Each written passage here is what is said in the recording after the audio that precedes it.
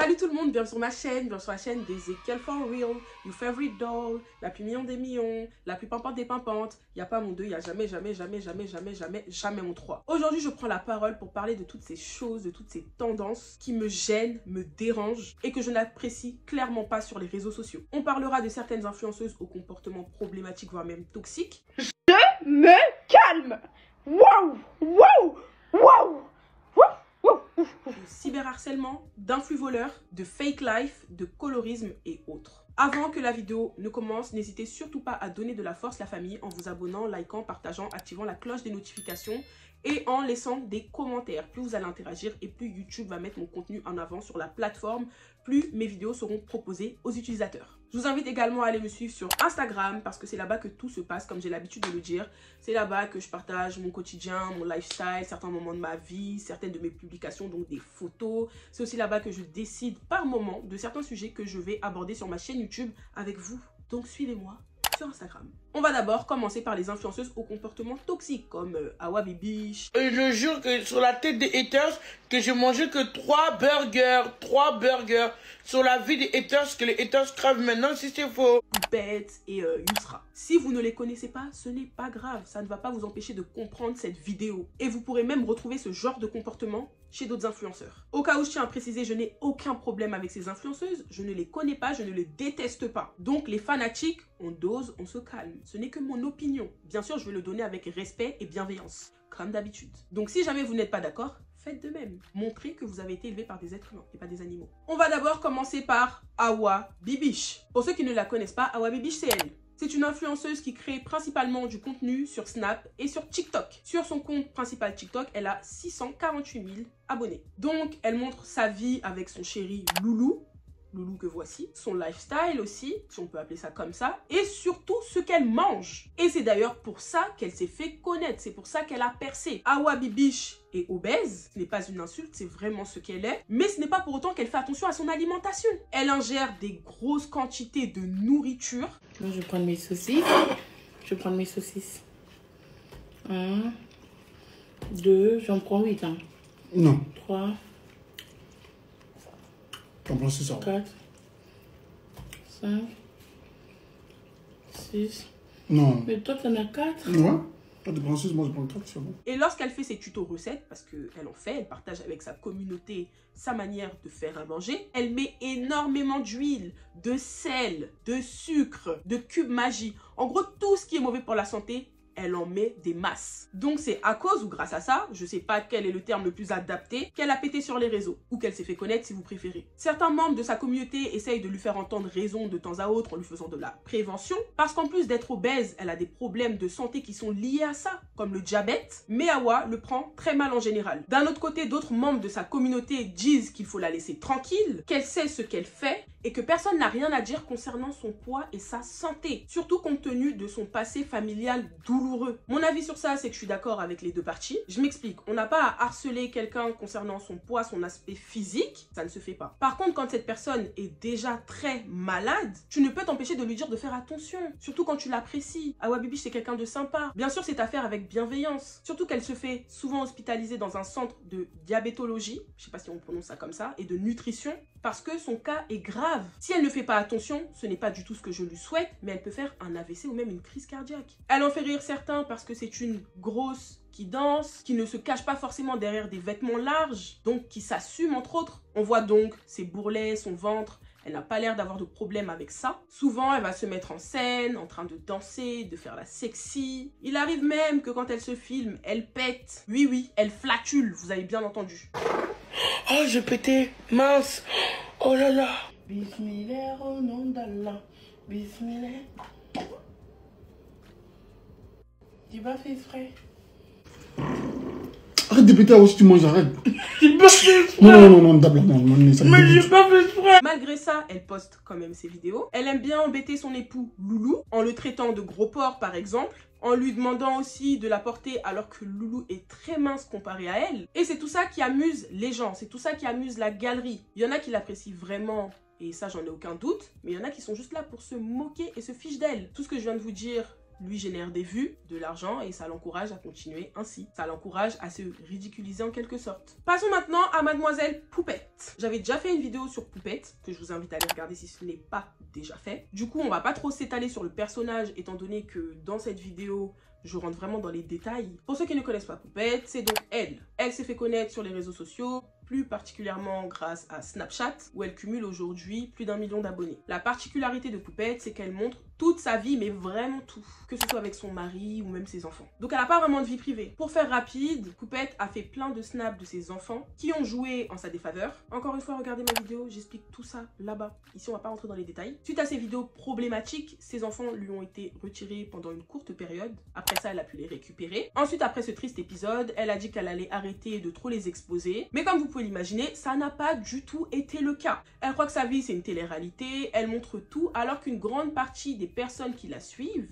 sont des détracteurs qui n'attendent que le moindre faux pas pour l'harceler, l'insulter et faire des signalements aux services sociaux afin qu'on lui retire ses enfants. Mais elle n'a pas l'air d'en avoir conscience. Bon, maintenant si, vu qu'elle habite à Dubaï, mais voilà, vous avez compris. Récemment, il y a 2 choses qui m'ont marqué parmi ces multiples dramas. Parce qu'il n'y en a pas qu'un seul, il y en a plusieurs. D'ailleurs, elle est toujours entêtée sur Twitter. Pour des mauvaises choses en plus. Première chose, ça n'allait pas du tout avec son mari. Apparemment, ils allaient divorcer. Je dis bien apparemment parce que les gens sur les réseaux sociaux sont prêts à tout pour le buzz. Même à scénariser leur vie. Donc moi, je crois plus à ces histoires-là. Je regarde ça de loin. Donc elle expliquait à sa communauté qu'elle et son mari, c'était fini, qu'elle ne voulait plus en entendre parler, qu'elle ne se remettrait plus jamais avec lui. Moi, ma décision, elle est catégorique. Je ne me remettrai plus jamais de ma vie avec Alan. Par là, c'est pas un fake divorce, c'est pas un truc pour le buzz, c'est vraiment décisif, genre vraiment. Donc on respecte ça et on parle plus de lui et on l'assimile plus à moi. Elle dressait la liste de ses multiples défauts en expliquant qu'il aurait probablement trompé, que c'était un mauvais père, un mauvais mari, qu'elle se tapait tout à la maison et que lui ne bougeait pas le petit doigt. En gros, qu'il participait pas à grand chose et que c'était la seule à s'occuper des enfants. Elle a juré devant Dieu et devant les hommes que plus jamais, jamais, jamais, au grand jamais, elle ne l'accepterait à nouveau. Parce que c'est pas la première fois qu'ils sont dans des phases de séparation. Donc son armée de fans, ces poupettes comme elle les appelle, se sont impliquées dans l'histoire parce que ça leur a fait mal de voir leur star avoir mal au cœur. Compassion et solidarité féminine obligent. Les poupettes ont commencé à le détester, donc à détester son mari et à ne plus jamais vouloir la voir avec lui. Petit à petit, ils ont commencé à se rapprocher à nouveau et ont décidé de se donner une nouvelle chance. Ils en ont le droit. Du coup, quand ils ont annoncé officiellement qu'ils s'étaient remis ensemble, beaucoup d'entre elles l'ont unfollow, donc ont arrêté de la suivre. Ce que je pense de tout ça, c'est que pour les vues, pour le buzz, pour l'argent, elle en a trop montré et tout ça s'est retourné contre elle parce que maintenant elle se fait beaucoup harceler. Ah oui, deuxième truc qui m'a choqué, donc ça je pense que c'est le truc qui m'a le plus choqué, c'est qu'un jour elle était au téléphone et elle a décidé de mettre des stories dans laquelle on voit sa petite fille quand elle était bébé en train de sourire parce qu'elle regardait quelque chose. Et il s'avère que cette chose, c'était le sexe de son père. Comment le sait-on? Je vous laisse avec les images. Et dans la vidéo que vous allez voir là tout de suite, c'est Poupette qui parle. J'aime trop me regarder. Oh, j'ai regardé un truc là, j'ai levé la tête direct. Le zizi à mon père. C'est le zizi à mon père. Je viens de vous dire que quand elle a publié cette vidéo, elle était au téléphone, donc elle n'a pas entendu le son. Elle n'a pas entendu ce qu'elle disait. Elle a juste publié la vidéo comme ça. Et c'est seulement lorsque ses abonnés ont réagi qu'elle a compris la gaffe qu'elle venait de faire. Sauf que c'était déjà trop tard. La machine était déjà lancée. Elle a donc dû se justifier, expliquer tout ce que je viens de vous expliquer à ses abonnés. Et vous connaissez la drama queen que c'est, hein. Les pleurs, les larmes, les suffocations. Du grand Poupette, quoi. Elle a fait une énième lettre d'adieu pour expliquer qu'elle allait se couper des réseaux sociaux, qu'elle allait arrêter, que c'était malsain, qu'il y avait trop d'haters. Gros cinéma, comme d'habitude, parce que quelques temps après, elle a fait son comeback, quoi. En fait, dès qu'il y a un drama, elle fait mine de vouloir quitter les réseaux sociaux. Et puis dès que ça s'apaise, elle revient. Pour elle, dès qu'une personne n'est pas d'accord avec elle, ou même ne valide pas ce qu'elle fait, c'est un haters. Elle aime bien les accuser, mais c'est quand même un peu elle qui leur donne matière à. Donc bon, il s'agirait de se remettre en question. Après, je ne justifie pas du tout le harcèlement qu'elle subit, parce qu'il est quand même assez virulent, et personne ne mérite de vivre ça. Nous finirons donc avec l'influenceuse Yousra que voici. Donc Yousra, c'est une influenceuse du même style que Poupette, hein. Son contenu est basé sur sa vie, montrer sa cuisine, parler de son mari, make-up par-ci, petite coiffure par-là, enfin elle montre un peu tout ce qu'elle fait, quoi. D'ailleurs, pour sa cuisine, on y reviendra tout à l'heure. Le gros point toxique de Yousra, comme pour Poupette, c'est son addiction pour les réseaux sociaux. Elle n'est pas capable de dissocier ce qu'il faut montrer de ce qu'il ne faut pas montrer. Il y a aussi eu cette période où elle faisait semblant de ne pas savoir faire à manger, donc elle gaspillait énormément de nourriture. Et vous connaissez les internautes sur les réseaux sociaux, hein. Plus quelqu'un se ridiculise, plus ils aiment ça. Alors qu'en fait, la nana sait très bien faire à manger. D'ailleurs, elle avait même fait à manger pour un influenceur du nom de Sambiche. Et à ce moment-là, bah, elle avait l'air de bien s'y connaître quand même. Toujours dans le domaine de la cuisine, hein, la Yousra qui nous fait semblant de confondre une carotte et une tomate.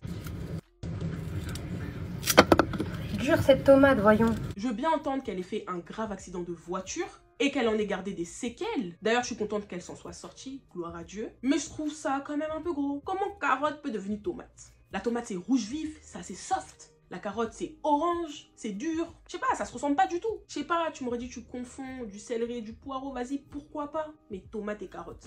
Bon après, chacun sa stratégie de communication, hein. Chacun son marketing, chacun fait parler de lui comme il veut. Et franchement, ça a marché en plus, hein, parce que ça a vraiment fait le tour des réseaux. Plus ça fait le tour, plus elle se fait de l'argent, plus on lui fait des demandes de partenariat. Actuellement, elle est dans une phase où son mariage ne va pas bien. Comme pour Poupette, bah, elle cache rien à sa communauté, elle en parle, à cœur ouvert. Un peu trop à cœur ouvert. Genre, elle pleure, elle se filme en train d'agoniser. On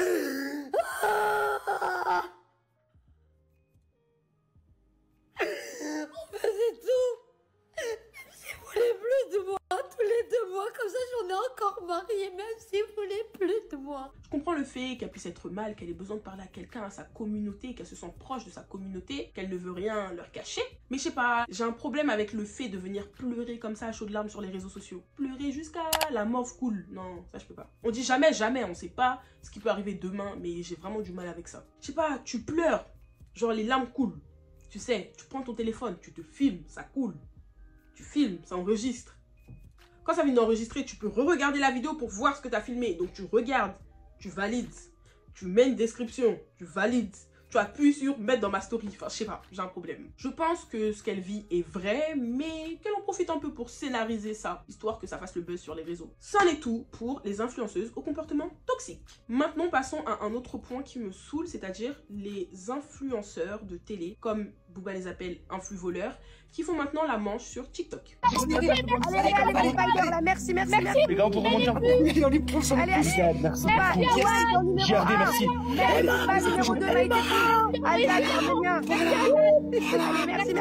Depuis que Booba a gâté leur business, que le marché des placements de produits est beaucoup plus réglementé maintenant, grâce à lui, et pas quelqu'un d'autre, et aussi que certains aient été démasqués avec leurs arnaques, une grande partie d'entre eux se sont rabattus sur TikTok. Donc ils font des lives TikTok dans lesquels ils s'affrontent en duel, on appelle ça des matchs, et celui qui reçoit le plus de cadeaux, si je ne dis pas de bêtises, gagne le match. Le principe est simple. À savoir que les cadeaux ont une valeur pécuniaire, donc ça vaut de l'argent. Et c'est comme si, en fait, en leur donnant le cadeau, on leur donnait de l'argent. Et moi, je vois vraiment ça comme s'ils faisaient la manche. En plus, ils font ça à longueur de journée. Et les abonnés à qui ils s'adressent sont majoritairement des jeunes. Et c'est là que je trouve ça problématique. Snipe, je fais un truc de fou. S'il vous plaît. Non. Non. Regarde le score, je te dis. Non. Ça peut être dangereux parce que certains d'entre eux ne vont même pas réaliser qu'ils sont en train de se ruiner. Tout ça pour faire plaisir à leur influenceur ou star de télé préféré. 30 secondes. Oui, Max. C'est parti. Oui, Max. Snipe. Continue à sniper. Snipe. Oui, Max. Encore. Max, attends. Oui, vas-y, encore. Snipe. Faut que ça passe. Oui, Dodo, bébé. Snipe la team. Oui, Max. Oui. Incroyable. Comment vous voulez pas que je crie après ça? Perso, je vois ça un peu comme de la manipulation. Et puis t'as certains d'entre eux qui répondent à ça en disant que, bah, en vrai de vrai, ils ne les forcent pas à donner ces cadeaux, à donner cet argent, qu'ils le font de leur propre gré. Et c'est vrai, mais bon, ça reste quand même malsain. Pourquoi vous attaquez toujours les gens de télé? C'est ça que j'aimerais savoir. On force personne à donner des cadeaux. En gros, j'ai donné 2000 € en 1 voire 2 semaines dans des live matchs comme Misha, Sarah et d'autres personnes. Et en fait, c'est mon argent que j'ai mis de côté pour moi, que j'ai donné. Et des fois, comme Misha, il vient et il vient m'écrire en privé pour que j'aille sur son live et je pense pour lui donner des cadeaux, donc de l'argent. Et qu'est-ce que je voulais dire? Ouais, il y en a aussi d'autres célébrités qui viennent te parler en privé et ils te demandent des coupons de transcash de 50 à 100. Et du coup, moi, je me suis fait avoir et j'ai donné au moins 600 € à gauche. Ce que je ne supporte pas aussi sur les réseaux sociaux, c'est le manque d'authenticité. Certaines influenceuses vont faire de la chirurgie esthétique, libre à elles. Je n'ai rien contre la chirurgie esthétique et je ne les juge pas. Mais venir faire croire que c'est votre corps naturel, là, ça pose problème. Moi, ça me pose pas problème parce que j'ai pas de problème avec ça. Mais par exemple, des jeunes filles, des jeunes adolescentes qui sont en pleine croissance, en plein développement de leur corps, quand elles vont regarder votre corps et elles, leur corps, elles vont se dire « mais mon corps est nul !» Alors que vous, c'est pas votre vrai corps. Et c'est là que vous les induisez en erreur. En faisant ça, quel est le but? Réponse A, les faire jalouser en leur faisant croire que leur corps est naturellement mieux foutu. Réponse B, elles n'assument juste pas le fait d'avoir eu recours à la chirurgie esthétique. Réponse C, elles ont peur du jugement des autres. Eh bien, figurez-vous que toutes les réponses sont justes. C'est comme la Sarah Frézou qui nous a fait croire que son impressionnante perte de poids était due à la prise de compléments alimentaires coupe-faim pour lesquels elle faisait la promotion dans ses stories. Elle faisait des placements de produits, quoi. Alors qu'en réalité, elle a enchaîné liposuction sur liposuction et aussi elle a fait une sleeve. Ou encore Kylie Jenner qui nous a fait croire que ses lèvres, pendant très longtemps, que ses lèvres étaient naturelles, que c'était grâce à ses rouges à lèvres, que ses formes aussi, que c'était naturel. Sa sœur Kim Kardashian aussi. Et là, je peux même pas citer tout le monde, parce qu'il y en a plein qui font ça. Ou sinon, en France encore, la Mila Jasmine, là, qui nous faisait croire que ses fesses étaient naturellement volumineuses et qu'elles étaient comme ça parce qu'elles mangeaient de la pizza. Voilà, bah tu vois, ça passe. Oh, c'est quelle idée de se faire des comme ça en 2017? Bah écoute, c'est la pizza, hein. Quand Mila Jasmine, elle a dit ça, il y a des meufs qui sont allées se goinfrer avec de la pizza en espérant avoir le même fessier. Vous voyez comment certains nous prennent vraiment pour des dindons? Il y a aussi celles et ceux qui montrent un train de vie sur les réseaux sociaux alors que dans la vraie vie, leur vie ne ressemble pas du tout à ça. Tu portes un habit de luxe, c'est du faux. Quand tu voyages, c'est à crédit. Tu vas à Dubaï, tu snaps fort. Alors que ce que tu es parti faire là-bas n'est pas du tout catholique. Tu es dans les coins chic.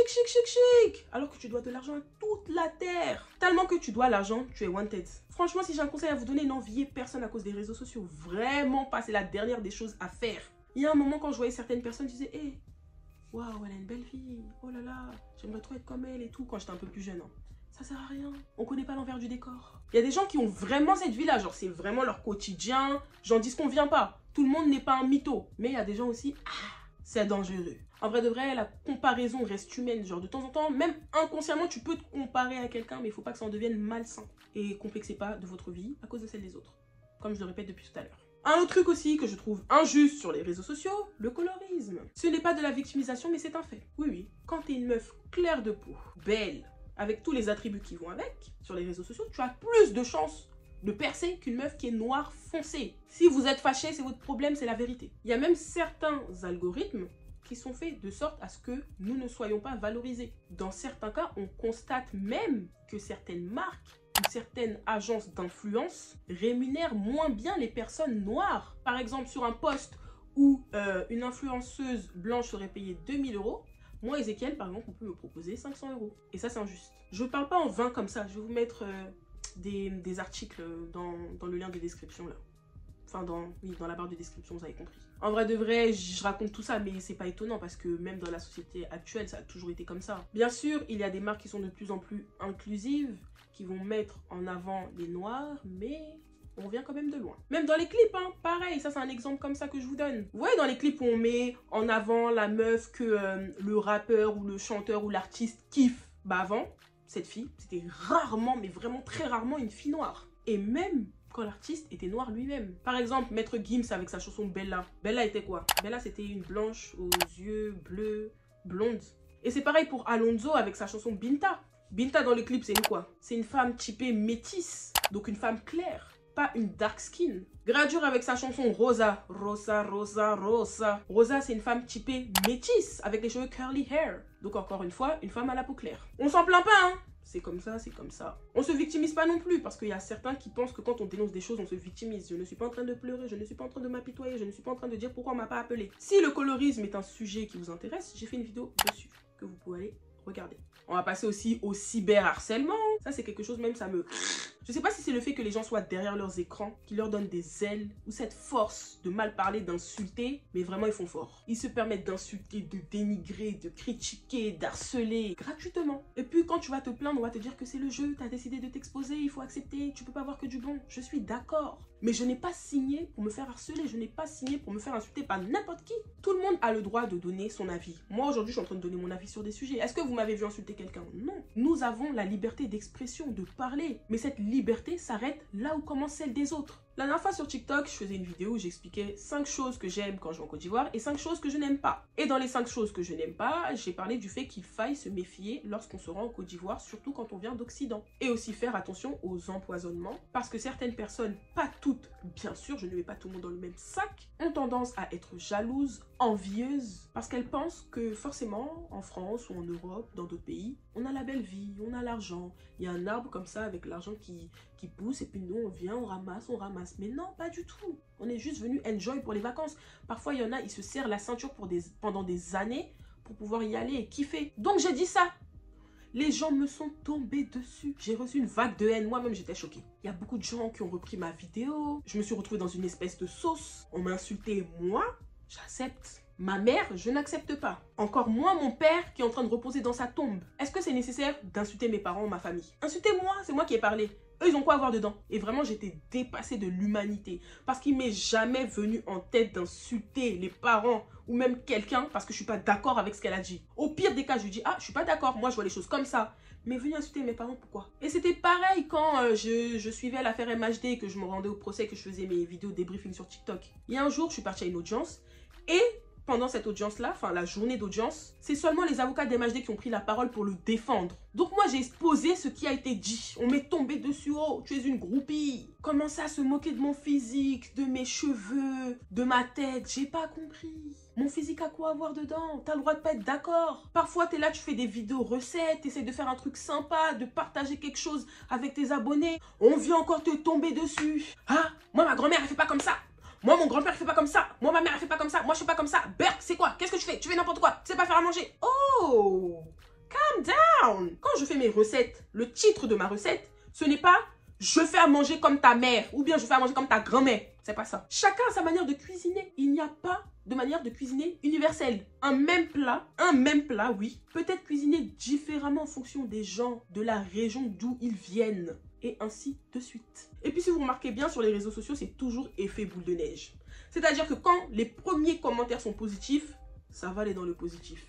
Mais dès que ça commence un peu en négatif, ça suit. C'est quoi ce comportement de mouton là? Après, c'est vrai que là, je me plains et tout, mais en général, j'ai plutôt des commentaires positifs et bienveillants. Mais je plains ces influenceuses, ces créatrices de contenu qui n'ont que des commentaires négatifs sous leur post. Je ne sais pas comment elles font pour tenir. On peut faire genre, on n'est pas touché, on est dur, mais on reste des êtres humains. Et quand tu te prends des milliers de commentaires qui t'insultent, qui te critiquent, qui te dénigrent, au bout d'un moment, t'en prends un coup. Parce qu'on est humain et qu'on a un cœur. Il n'y a pas quelqu'un qui est robot ici. Dernièrement, on a pu aussi voir ce que je suis en train de dire avec Aya Nakamura et sa sœur. Elles sont allées au mariage de leur petite sœur et tout. Elles ont fait leurs photos de famille. Et là, une sauce encore. Comme à chacune de ces sorties. Que oh, elles ressemblent à des hommes. Elles sont vilaines. On dirait des traves. Bon, ok. Selon toi, elles ne sont pas jolies. D'accord. Mais toi qui es jolie là, en quoi ça t'impacte? Elles sont moches, toi t'es belle ou t'es beau. En quoi ça te dérange? Tu la trouves laide? Tu passes. Elle est effrayante? Tu passes. Tu trouves qu'elle ressemble à Francis Ngannou?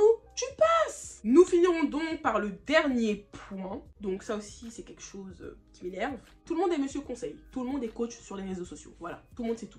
Tout le monde est coach matrimonial. Il y a un flux important d'informations qui sont communiquées, bonnes comme mauvaises. Et malheureusement, tout le monde n'est pas capable de faire le tri. Et de se dire, bon, ce conseil est bon, je peux l'appliquer pour moi. Ce conseil est mauvais, il est bizarre, il ne me concerne pas, donc je ne l'applique pas. Certains coachs vont te dire, pour que ton mariage marche, sois un tyran avec ton mari, ils sont maso ceux-là. Et d'autres vont te dire, non ma chérie, il faut être douce avec ton mari. Parce que les hommes restent là où il y a la paix. Certains vont te dire, sois impoli avec ton mari. Ils aiment ça, ils sont maso, ils font semblant. D'autres vont te dire, Non, il faut être poli. L'homme est le chef de famille. D'autres vont te dire encore, ton mari t'a trompé, c'est de ta faute. Qu'est-ce que t'as fait pour qu'il te trompe?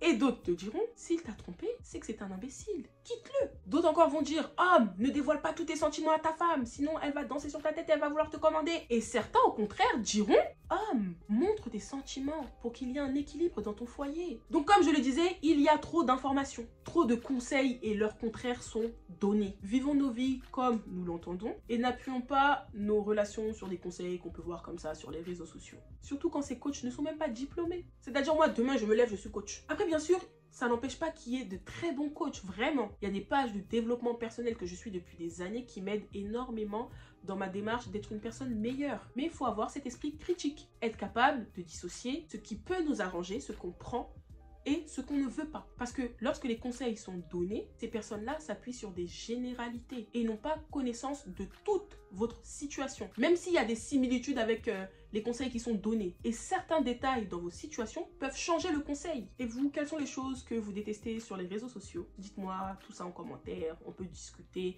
N'hésitez pas, soyez pas timide, je vois que vous êtes timide. Un petit commentaire, mettez les commentaires, on va discuter ensemble la famille. Et puis, n'oubliez pas de vous abonner, hein. C'est bien de consommer mon contenu, mais abonnez-vous, il n'y a pas de honte à ça. Et suivez-moi sur Instagram, parce que comme je le répète, c'est là-bas que tout se passe. On se dit à très vite, à la semaine prochaine peut-être, ou pas, je sais pas. Que Dieu vous garde, bisous.